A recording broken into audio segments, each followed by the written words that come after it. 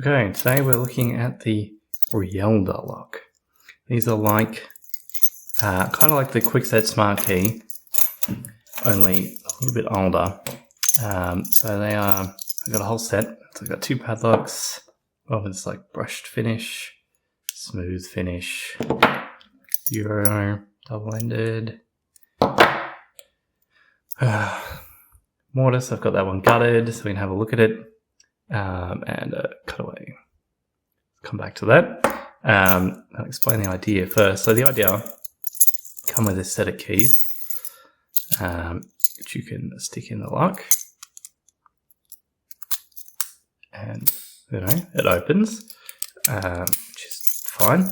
But also you can put in the gold-colored key, turn it to the change position, and pull the key out. And then you can't fit a normal key in, and it is uncoded. So then if you had a separate set of these keys with the different gold ones and some new silver ones, you come along with your new gold key, put that in, turn the lock back to normal, pull the gold key out, and now it is coded to this set of keys again. And then this one will operate. See, these silver ones cannot come out in the change position. So that is it in the neutral position. You cannot lock it that way. So that's that. Same as this one, change position. The Euros are similar, but the change is 180. So there we go. Of course, the silver one still works. Nope. Oh, that is in a change position already. Nope, I guess you can't do it if the other one's locked. That makes sense. Ooh, that was loud. So, the way it achieves this is a cutaway. What a nice one, actually. So it's got a sidebar on one side, which is currently held in tightly in place. That sets the coding, this sidebar. The other sidebar, this one, which is currently loose, that's the one that is interacts with the wafers for like picking. That's the one that you're worried about there. So you can see down the bottom here, there are some wafers sticking out. You can see 6 and sort of number 7 down there. So there are 7 wafers and 2 pin tumblers. So if we slide these over, I did mangle a few springs when gutting this thing, so it's missing a bit. But basically, you've got this sidebar is the coding sidebar. So it sits on one side, and it's got these little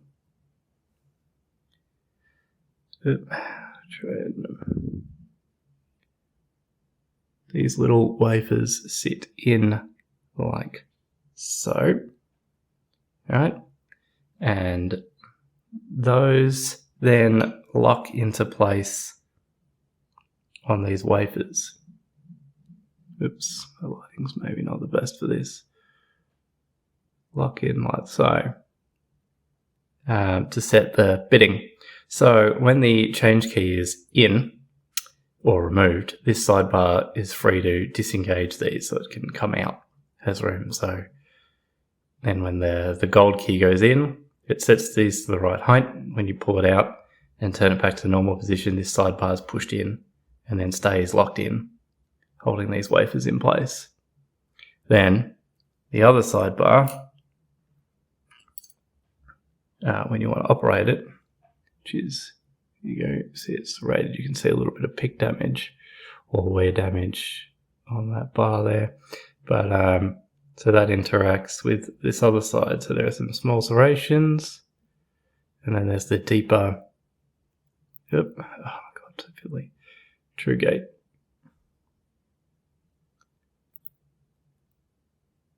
Yeah, so the normal operate keys, move these sliders up and down, and then when they're all correct, the sidebar can come in and the lock can turn.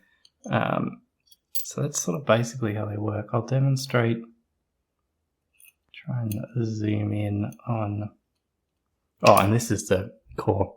So you can see it's so much milling. So yes, co-bar sits in here on the left. So that's the regular sidebar sits in on the left, co-bar in on the right. Wafers go down in the top there. There are like springs in the middle. It's a mess, basically. You've also got these two pin tumbler pins here and here. One at the very front, one at the very back. So they go down here and here. Their intended purpose is drill protection with added pick resist. So those are in the max lift section of this key here and here. So I'm pretty sure every Rielda lock has those two positions the same, and the bitting is 1, 2, 3, 4, 5, 6, 7 in the middle there. So it is 9 elements that you have to set. It's quite like it's an openish keyway, but those wafers are really quite thin. They're hard to get good purchase on. It's a real pain to try and pick this thing, as I've been discovering.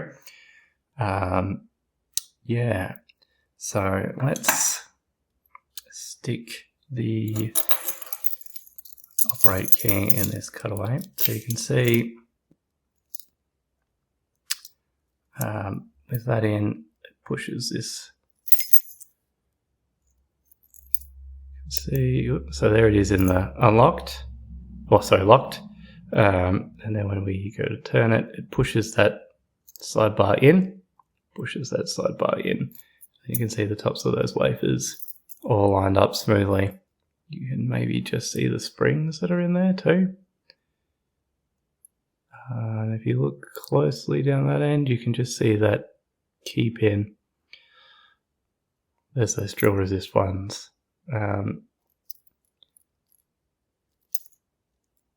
So this will go to 180, but I can't pull the key out. I'll go this way as well. Doesn't really like the 360. Okay, so if we then put the change key in, lock operates as well, but we can go all upside down and pull it out. And now if we turn it over, you can see all those wafers now reset, and they're all the same. They're all just loose, move around with gravity. You can maybe hear it too. So yes, that's completely uncoded at the moment.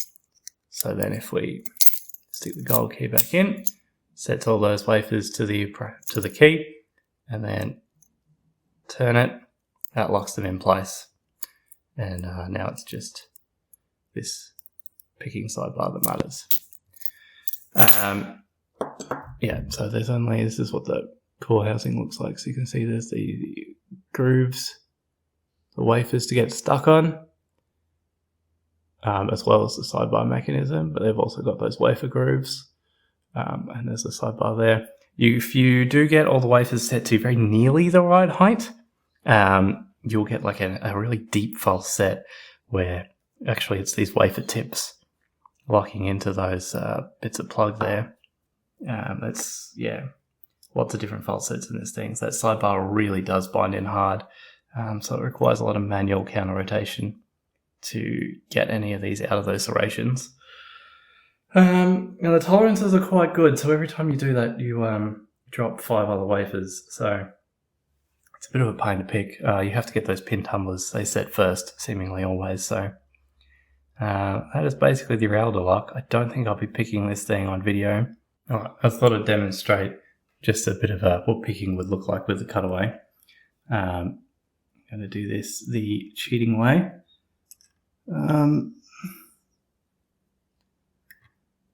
By picking through the cutaway instead of the keyway. That's easier.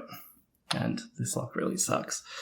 So first of all, I'm going to get those pin tumbler I mentioned. So there's Is this going to pick one right up the front?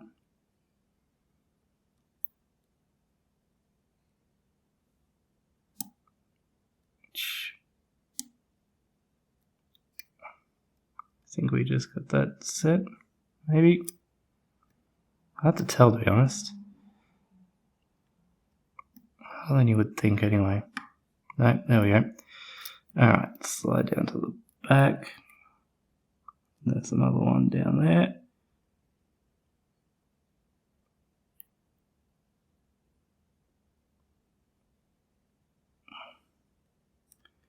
If we can find it.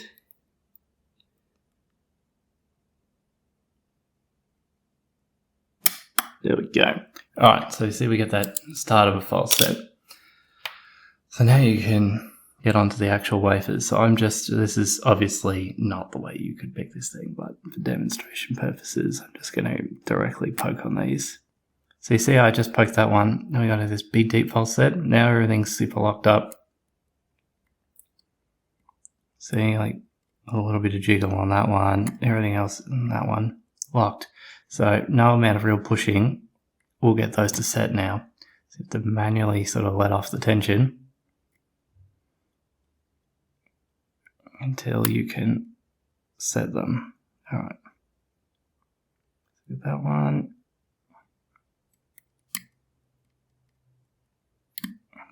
They all need to end up flush, which is easy in theory, but you can see every time you sort of touch one, everything else pops up, like the tolerance. Oh no, that's the robot vacuum. We're going to keep going with this and hope it doesn't take too long, and hope that sound is not too annoying.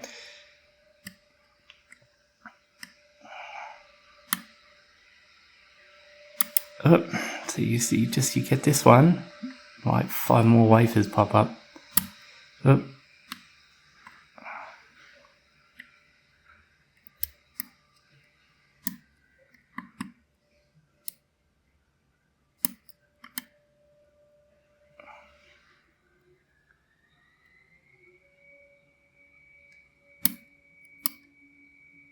Alright, so see here it'll sort of turn, and it'll get to about there. That's because this wafer is still not in the right spot.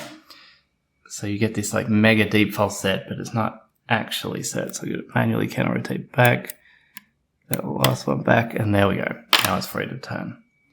So that's what picking this would look like, obviously, through the keyway. You can see the tolerances are pretty good. Those wafers are a real sort of pain. You've got to be pretty careful on it. But anyway, there you go. Hopefully that was even more informative.